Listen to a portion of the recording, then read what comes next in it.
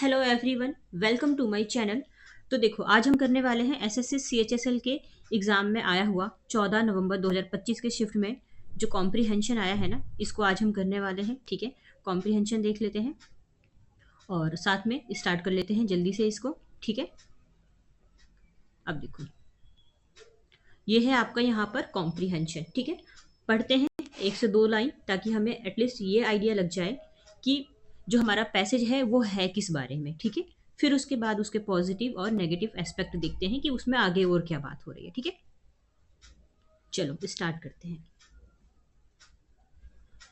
Movies being a potent medium of storytelling have a tremendous influence on society, determining cultural norms, public opinion and individual opinions.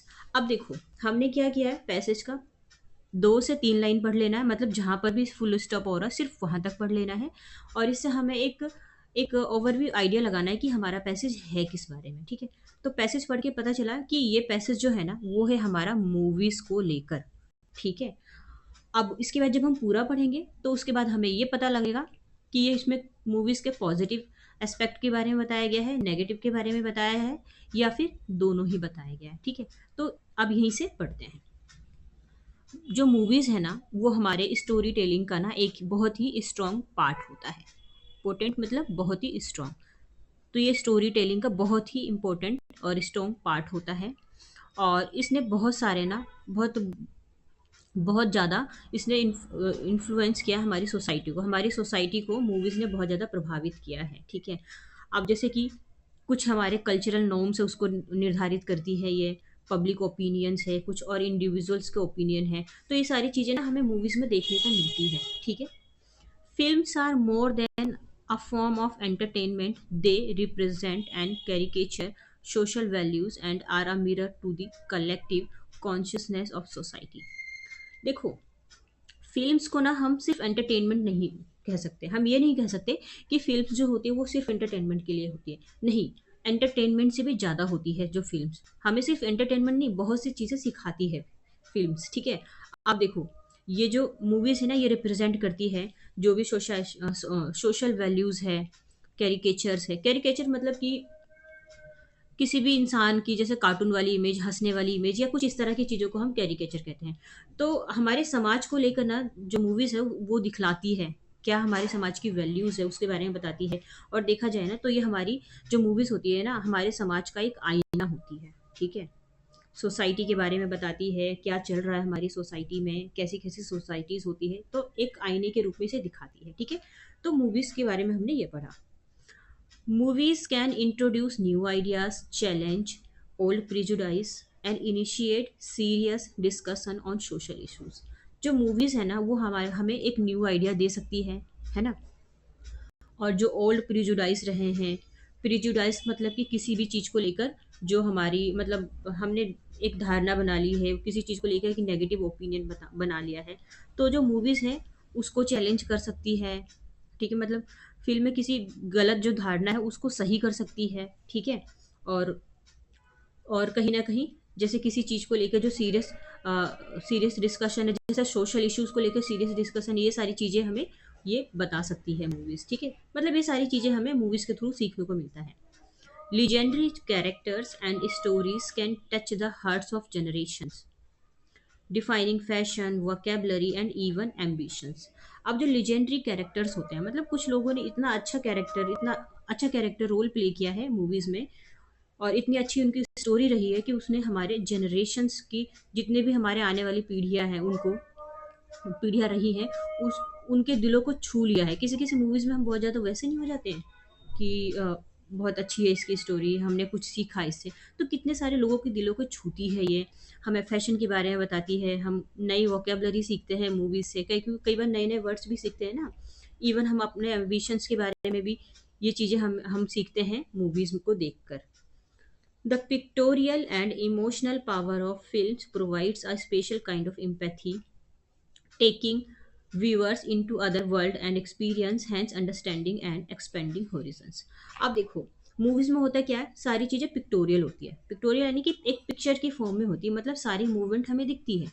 तो इसमें जो पिक्टोरियल्स होते हैं और इसके जो इमोशनल पावर्स होते हैं मूवीज़ के, वो हमें ना एक अलग ही तरह की ना एम्पैथी देती है, सहानुभूति देती है, ठीक है?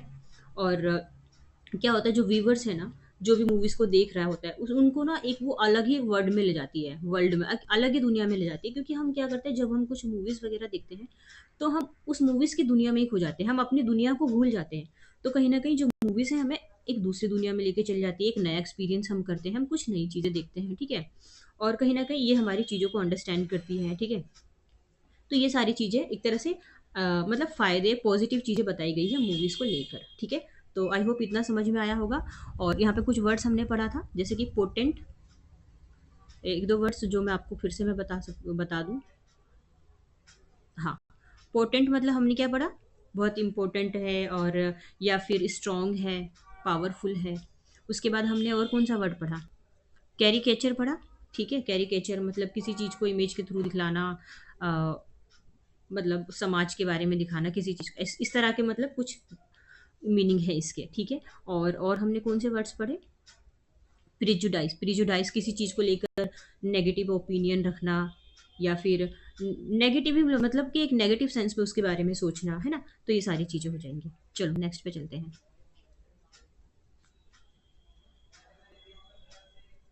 अब देखो, यहाँ पे एक इमेज है, इसको देख सकते हैं, लिखा है benefit of movies for children, ठीक है? चलो अब स्टार्ट करते हैं। Still this power has responsibility. Movies can reinforce stereotypes, help spread harmful ideology, or offer unrealized version of life, and all of more, the all the more reason to embrace critical interaction with the narrative we watch. अब देखो, still movies के पास ना इतना power तो है कि ये हमें ना किसी स्टीरियोटाइप की चीज़ें दिखा सकती है। स्टीरियोटाइप मतलब ये किसी नेगेटिव चीज़ को लेकर दिखा सकती है, किसी गलत धारणा को लेकर दिखा सकती है, ठीक है? देखो मूवीज़ में अच्छी चीज़ें दिखाई जाती है, वो बात ठीक है, पर कुछ गलत चीज़ें भी होती है, कुछ गलत चीज़ों को लेकर फेमस भी कर दिया जाता है, तो मतलब एक तरह से इसके साइड इफेक्ट बताए गए, इसके नुकसान, ठीक है? तो ये किसी भी गलत चीज़ की धारणा को मतलब फैला सकती है, ठीक है? उस चीज़ पे जोर डाल सकती है, और हार्मफुल आइडियोलॉजीज में को फैलाने में ये मदद कर सकती है, ठीक है?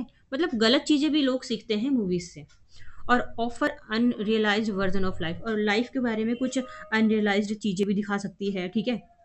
मतलब कहीं न कहीं आपको याद रखना है, या मतलब इतना समझना है कि कुछ-कुछ चीज़ें जो कि हमारी लाइफ में है ही नहीं, वो सब चीज़ें भी मूवीज़ में दिखाई जाती है। जैसे कि एक मूवी नहीं है रोबोट वाली रजनीकांत की, क्या ऐसा रियल वर्ल्ड में है कि रोबोट ऐसा होगा, उसके अंदर फीलिंग हुई? नहीं।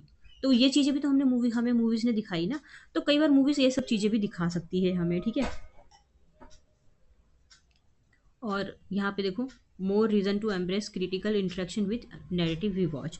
और मतलब और रीज़न ये हो सकते हैं कि ये क्रिटिकल इंटरेक्शन को अपनाने के लिए मतलब बड़ी वजह हो सकती है जिसको कि हम देख सकते हैं, मतलब हम कुछ नेगेटिव चीज़ें भी सीखते हैं मूवीज से, ठीक है? तो आई होप इतना समझ में आया होगा। यहाँ पे पैसेज खत्म है, आते हैं हम इसके क्वेश्चन आंसर की साइड, ठीक है?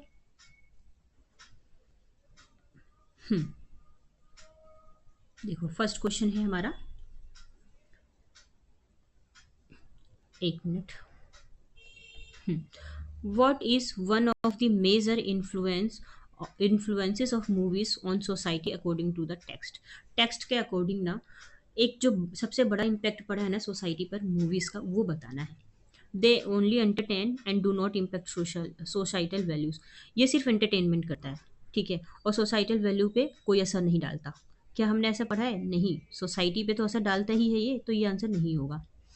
दे determine cultural norms, public opinion and individuals opinion. ये हमारे कल्चरल नॉर्म्स को, पब्लिक ओपिनियंस को, इंडिविजुअल्स को ओपिनियंस को डिटरमाइन करता है। हाँ, ये तो पढ़ा है हमने, बट आगे का भी देख लेते हैं। They are use primarily for advertising. ये एडवर्टाइजिंग प्रोडक्ट के बारे में बताते हैं। ये पढ़ा है पैसेज में? नहीं। जो भी चीज़ें हम पैसेज में नहीं पढ़े वो कभी हमारा आंसर हो ही नहीं सकता। और डायरेक्ट हम वर्ड्स को देखकर भी इसको क्रॉस कर सकते हैं ताकि हमारा टाइम बचे। They focus सोलिली on fantasy, fantasy और एस्केपिज्म पे फोकस करता है? बिल्कुल नहीं, ऐसा तो बताया ही नहीं गया। तो हमारा जो करेक्ट आंसर होगा ना, ये हो जाएगा ऑप्शन नंबर 2, ठीक है? चलो आते हैं नेक्स्ट पे।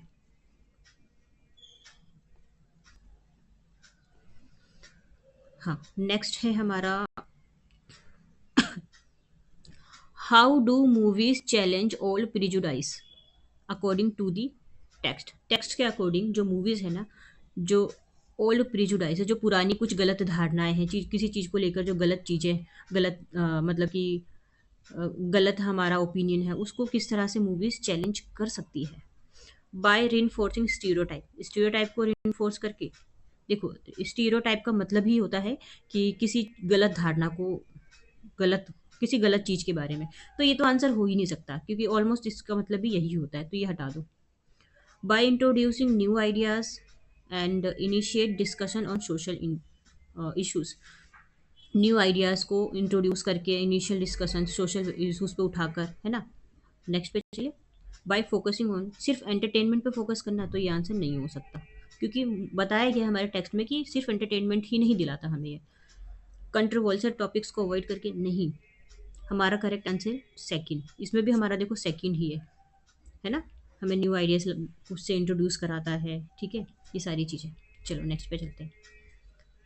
हाँ, देखो नेक्स्ट है हमारा, what aspects of movies contributes to their power of empathy.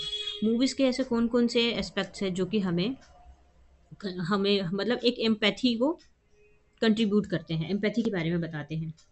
Movies के बारे में ऐसा क्या बताया गया है। चलो यहाँ से स्टार्ट करें। पहला है, they their use of humour and light heartedness. ये तो हमने कहीं पैसेज में नहीं पढ़ा है ना, तो काट दो इसको।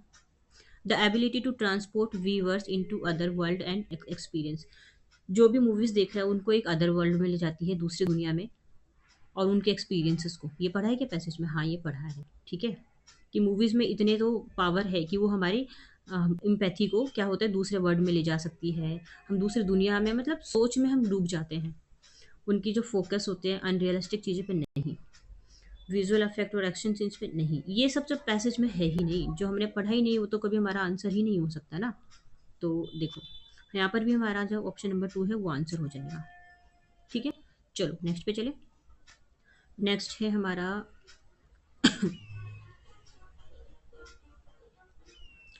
What responsibility do movies have as mentioned in the text. Movies की क्या रेस्पॉन्सिबिलिटीज होती है जो कि हमें टेक्स्ट में मेंशन किया गया है। यहाँ पे हमारे जो टेक्स्ट में जो अभी हमने पढ़ा उसमें मेंशन किया गया, उसमें से क्या हो सकती है मूवीज की रेस्पॉन्सिबिलिटी। एंटरटेन करना विदाउट इन्फ्लुएंसिंग सोसाइटी, नहीं, सिर्फ एंटरटेनमेंट वाला नहीं होगा। अब यहाँ पे देखें, टू तो मूवीज़ की रेस्पॉन्सिबिलिटी ये है कि स्टीरियोटाइप की चीज़ों को और हार्मफुल आइडियोलॉजीज को फैलाए नहीं। अगर ऐसा होगा तो कोई देखेगा ही नहीं movies. To offer an idealised version of life and avoid critical discussion, critical discussion को अवॉइड करना है, नहीं, मूवीज़ में सारी चीज़ें दिखाई जाती है, ठीक है, तो ये हटा दो। To be critically examine for the narratives they present, वो जिस भी नेरेटिव को प्रेजेंट कर रहे हैं उसको क्रिटिकली एग्जामिन करें, ठीक है। तो ये है हमारा करेक्ट आंसर, कि हर चीज़ें यहाँ पे एक तरीके में दिखाई जाती है मूवीज़ में, ठीक है। टू बी क्रिटिकल वाला करेक्ट आंसर है। चलो नेक्स्ट पे चलते हैं। अब देखो नेक्स्ट है हमारा, what is a possible negative outcome of movies according to the text. Movies के नेगेटिव आउटकम क्या हो सकते हैं। देखो मैंने बताया था ना कि हमने फ़ायदे और नुकसान दोनों के बारे में पढ़ा। अब हर चीज़ के कुछ नुकसान भी होते हैं, ठीक है। अब यहाँ पे क्या बताया गया नुकसान में, तो देखो, they have no impact on societal value, societal value पे कोई इम्पैक्ट नहीं डालती, तो ऐसा नहीं है। दे हेल्प रीइंफोर्स स्टीरियोटाइप, ये हमें स्टीरियोटाइप और हार्मफुल चीज़ों आइडियोलॉजी को फैलाने में मदद करती है। तो हार्मफुल इफेक्ट तो यही होना चाहिए, कि यही तो हार्मफुल है ना। देखो यही करेक्ट आंसर हो जाएगा। अब नीचे हम जाते ही नहीं है, ठीक है। रियल लाइफ ये सब हटा दो, कुछ नहीं है ये सब। ऑप्शन नंबर 2 ही आपका करेक्ट है, ठीक है। जब अगर हमें आंसर सही से मिल ही गया है तो हम नीचे जाने की ज़रूरत नहीं है, वो तो मैं आपको समझाने के लिए नीचे जा रही थी ना। चलो अब हम आ जाते हैं इसके वोकेबलरी की साइड, ठीक है। तो देखो यहाँ पे जो वोकेबलरी है आपका, ये देखो, पहला है ये पोटेंट। पोटेंट का मतलब होता है स्ट्रॉन्ग और पावरफुल होना, ठीक है। ट्रेमेंडस, ट्रेमेंडस का मतलब होता है कोई भी चीज़ जो बहुत बड़ी है, बहुत ही ग्रेट है, उसको हम कहते हैं ट्रेमेंडस, ठीक है। अब देखो नेक्स्ट है हमारा कैरिकेचर।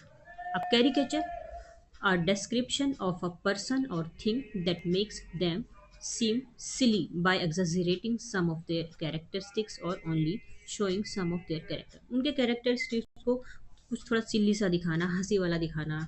ठीक है, तो यही होता है कैरिकेचर, इतना बड़ा याद नहीं करना है आपको। प्रिजुडाइस, अब प्रिजुडाइस का मतलब क्या होता है? तो देखो, प्रिजुडाइस का मतलब होता है किसी भी चीज़ को लेकर अनफेयर अनरीजनेबल ओपिनियन होना, या फिर नेगेटिव ओपिनियन होना फीलिंग को लेकर। ठीक है, या किसी भी चीज़ को लेकर या किसी चीज़ की नॉलेज को लेकर, है ना। अब देखो जो हमारा नेक्स्ट वर्ड है, तो नेक्स्ट वर्ड है हमारा ये एम्पैथी। ठीक है, तो आप देखो एम्पैथी का मतलब होता है सहानुभूति होना। ठीक है, किसी भी चीज़ को लेकर सहानुभूति जो होती है उसको हम कहते हैं एम्पैथी। और यहाँ पे या फिर किसी की फीलिंग को जब हम समझते हैं, हम अपनी सिंपैथी दिखाते हैं, तो ये सारी चीज़ों को हम एम्पैथी बोलते हैं। ठीक है, तो देखो वीडियो ख़त्म हो गई, अच्छा लगा है तो लाइक सब्सक्राइब कर सकते हैं। ठीक है, तो फिर हम मिलते हैं नेक्स्ट वीडियो में। ठीक है।